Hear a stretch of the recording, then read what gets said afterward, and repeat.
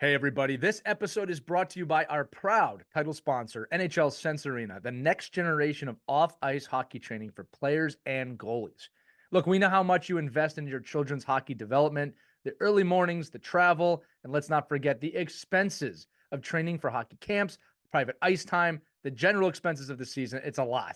But wouldn't it be great to bring that on-ice practice experience home that's fun, fits into your schedule, and that's affordable?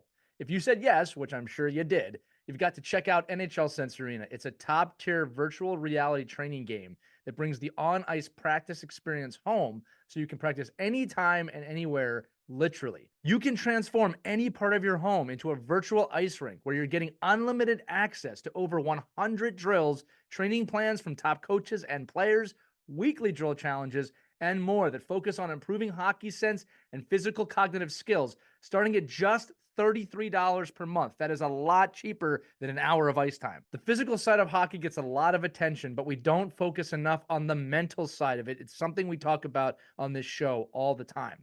NHL Sense Arena provides an immersive solution for players to sharpen those skills when ice time is limited or not affordable and they want to get those extra reps in. So, for our listeners, NHL Sense Arena is offering an exclusive $50 off their annual plan.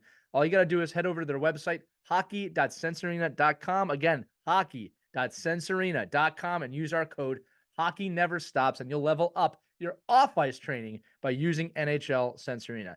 Thank you so much for listening. Thank you so much for supporting us and NHL Sense Arena. Enjoy this episode of Our Kids Play Hockey.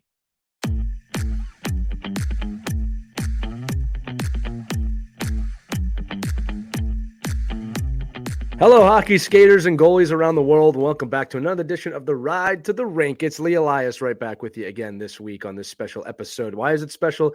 Because I'm talking about something that could be of value to you. At least I think it is. Today's topic is something we've probably heard before. You hear a lot of people talk about how, statistically speaking, medically speaking, every bit of data shows that you should play multiple sports if you want to be a great hockey player, but obviously a great athlete. So I think you know that. And I think a lot of you listening do play multiple sports. Odds are, if you're listening to this show, hockey's the top sport for you or one of the top sports. But again, you know that. You play multiple sports. Physically, you are going to learn some skill sets that apply to hockey and the other sports in turn. But I want to take this on a little bit of a turn today. I'm going to turn that knob a little bit. My son and daughter both started playing baseball and softball recently, and I realized through conversations with them something else, that there is a mental tie-in to the physical tie-in of playing multiple sports when it comes to your cognitive ability to become a better athlete from a tactical standpoint. Now, what do I mean by that? You play hockey, obviously. Hockey is a very reactive sport, and the way we train you is to build up muscle memory for you to respond and react to situational plays that happen where there's 5 to 10 different outcomes every time you touch a puck. It's very quick. It's very fast. You got to make a decision on a tee. Now, when you think about baseball or softball, start to realize that, when you're in the field, you got to start thinking ahead of the play of this. If this batter hits the ball and there's a guy on first or a girl on first, I got to throw it here. I got to do this play. You kind of premeditatively think about what you need to do. And even in the moment, it can change, just like hockey. But baseball cognitively has a lot more pre-thinking strategy than hockey.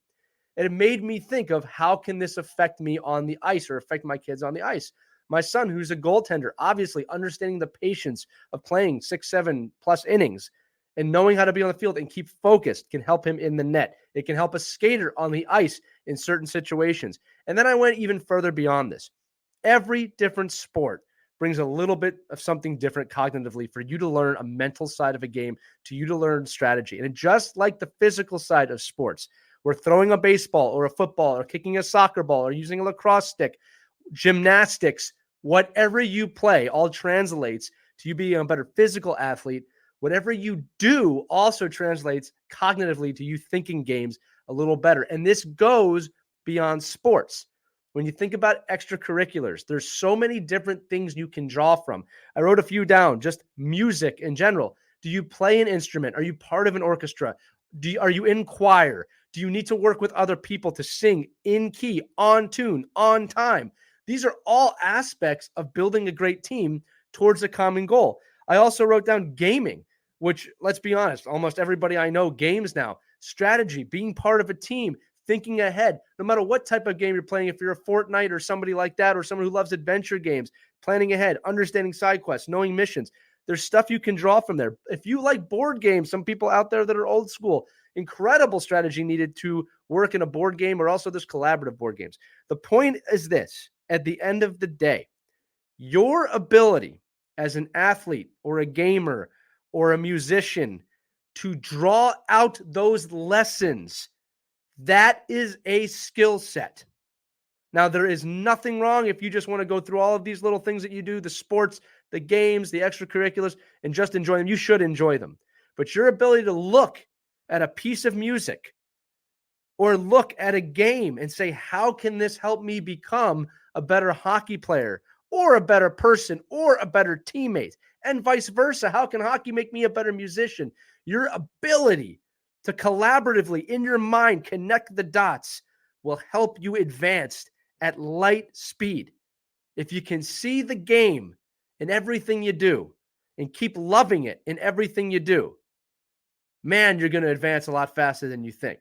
Again, not talking so much about the physical aspects that you get from sports. I think that's fairly obvious. But the cognitive, the mental, the ability to see teams working together, to see how music flows or a game flows or a story flows, or to understand in a baseball game that you premeditatively thinking of the next play is building up something in your brain, a skill set that can help you out. The more things you can do while sleeping, eating, and having a sane life, parents, I'm talking to you on that one, the more things you can do to well-round yourself, I think the more well-rounded you will become. I know that sounds obvious, but we don't do it enough. You do not have to hyper-focus on one thing. You do not have to do that. You are more than just the game. You are you, and I believe in you. You should too. I say that a lot, but that's today's message. See how much you can draw out from all of your experiences, even the ones you don't like, to help make you a better whatever you want to be. That's going to do it for this edition of the Ride to the Rink. I'm Elias. Remember, all of the Ride to the Rinks available at ourkidsplayhockey.com, along with all of our full episodes. Thank you so much for listening. We hope you're enjoying whatever part of the season you're in. Take care. Skate on. We'll see you next time. Have a good one, everybody.